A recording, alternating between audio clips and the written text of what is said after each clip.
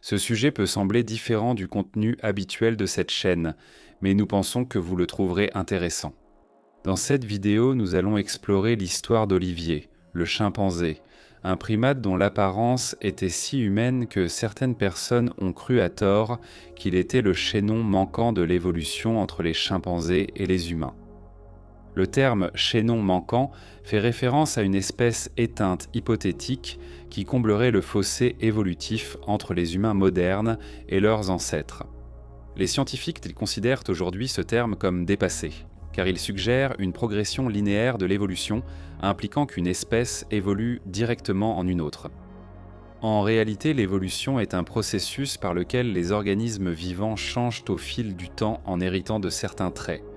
Ces changements se produisent au fil des générations et peuvent conduire à l'apparition de nouvelles espèces. Malheureusement, l'apparence et les caractéristiques distinctes d'Olivier le distinguaient, faisant de lui un spectacle médiatique et une bête de foire.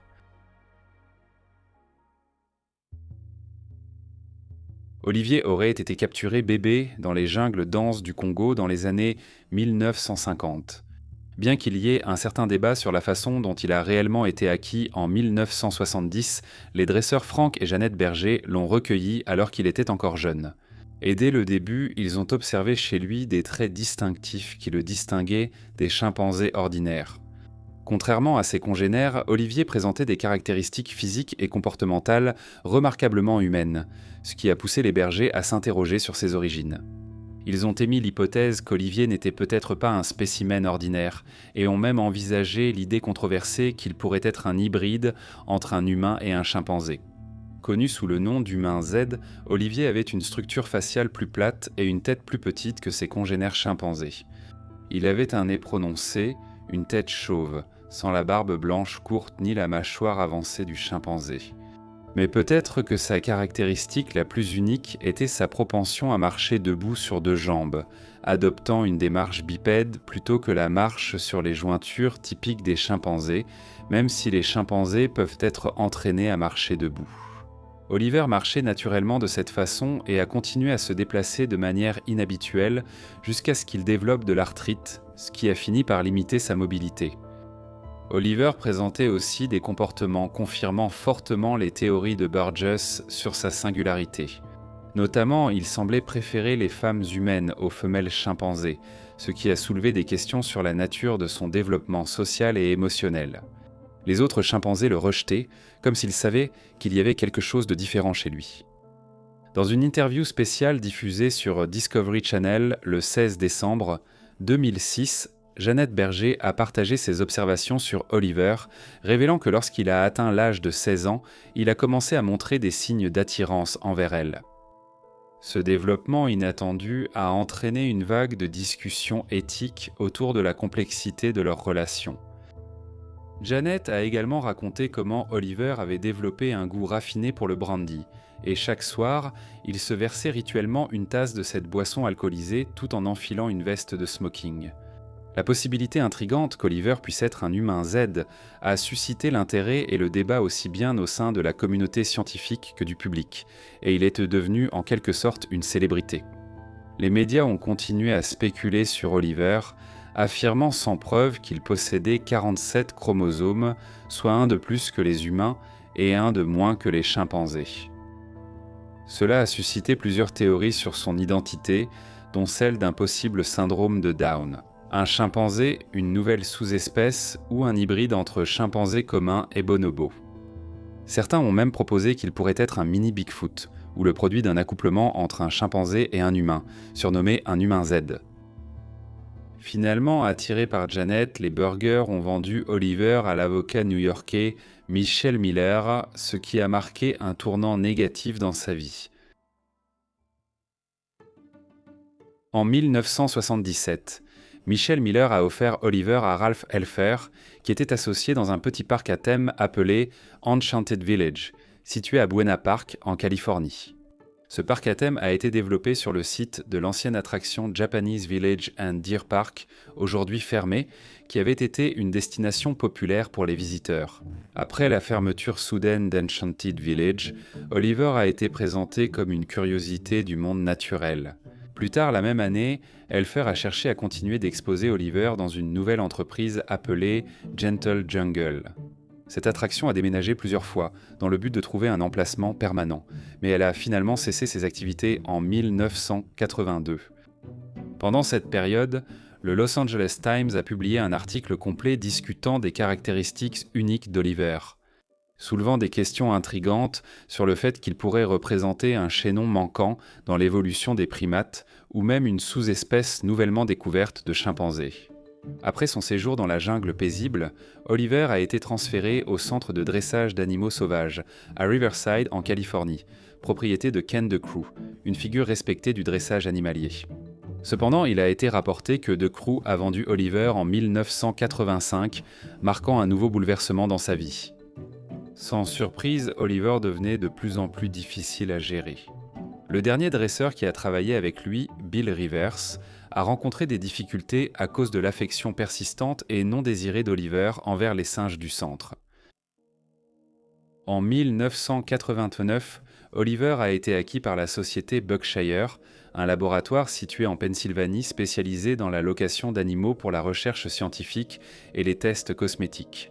Lors de son examen d'admission, les vétérinaires ont constaté des signes indiquant qu'Oliver avait été maltraité auparavant, ce qui suggère qu'il avait subi des soins inadéquats avant son arrivée au centre. Bien qu'Oliver n'ait jamais été utilisé dans des procédures expérimentales au centre, il a été confiné dans une petite cage surpeuplée pendant les 9 années suivantes.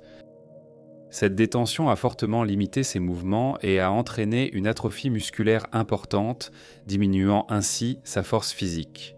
En conséquence directe de ce manque d'exercice et de mobilité, ses membres tremblaient, montrant les effets débilitants d'une négligence et d'un isolement prolongé. Cette situation mettait en évidence les préoccupations éthiques entourant le traitement des animaux dans les laboratoires à l'époque où il se trouvait dans le centre. Un généticien de l'Université de Chicago a réalisé une analyse approfondie de l'acide désoxyribonucléique d'Oliver. Et les résultats ont confirmé qu'il possédait les 48 chromosomes standards caractéristiques des chimpanzés, réfutant ainsi efficacement les affirmations antérieures selon lesquelles il n'avait que 47 chromosomes, une anomalie génétique qui serait anormale pour cette espèce. Typiquement, les chimpanzés ont 48 chromosomes, tandis que les humains en ont 46.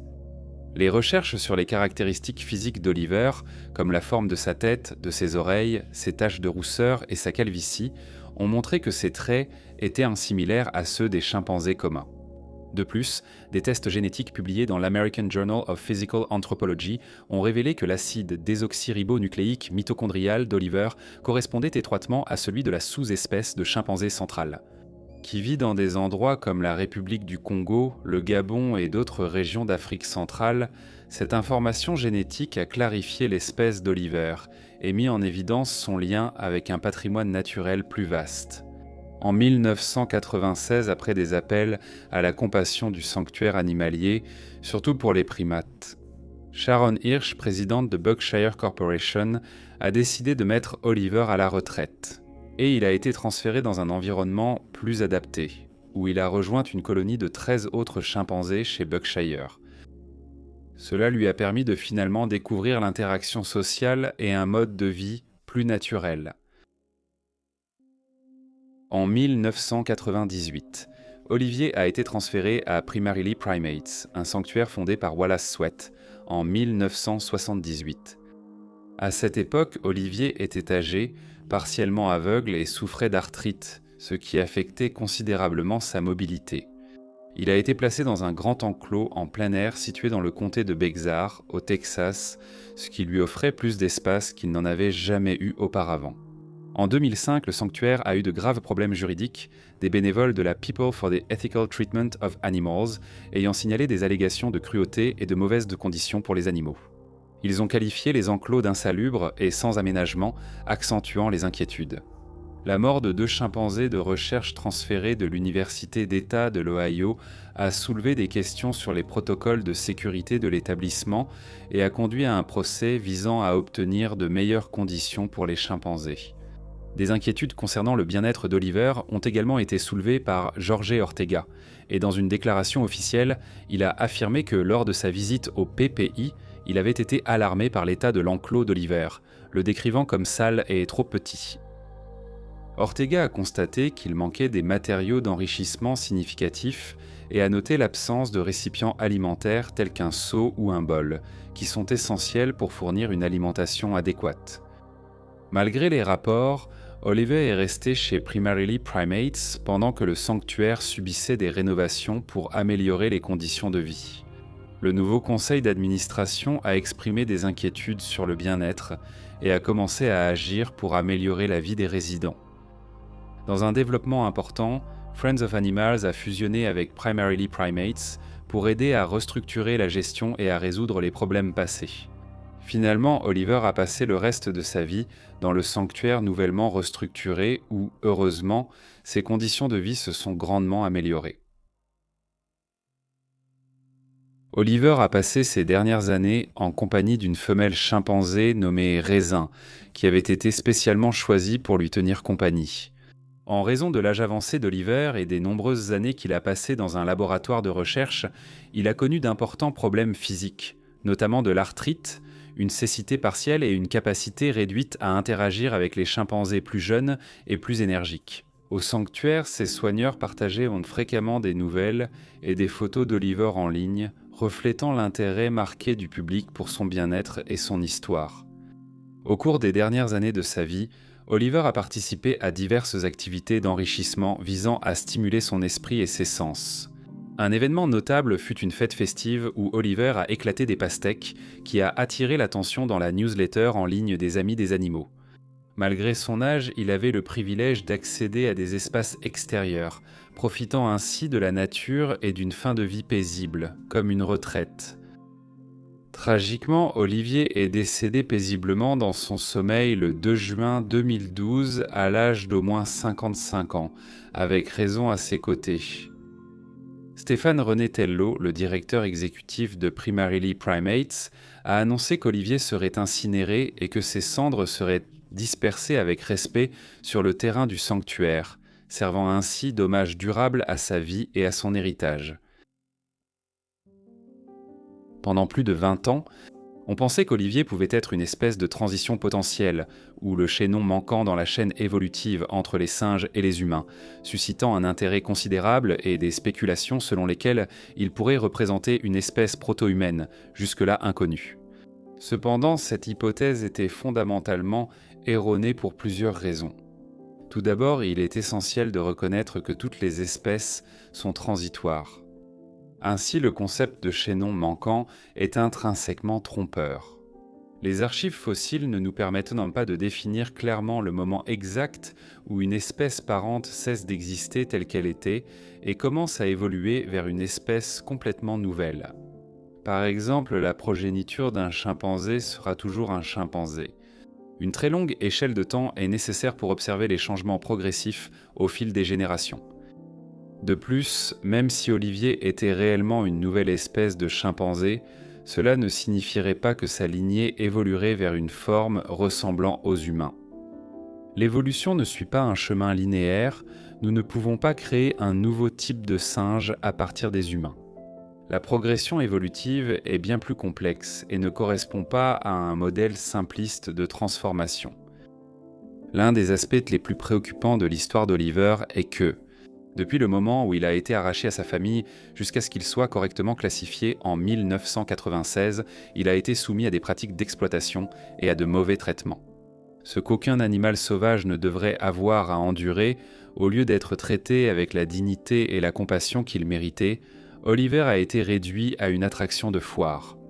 Et son expérience sert de rappel poignant que notre quête de compréhension scientifique ne devrait jamais se faire au détriment du bien-être des êtres vivants. En fin de compte, le pauvre Oliver ne représentait pas un lien évolutif crucial entre les humains et les chimpanzés. Il était simplement différent et se distinguait comme un spécimen extraordinaire et atypique de son espèce, ce pourquoi il a payé un lourd tribut.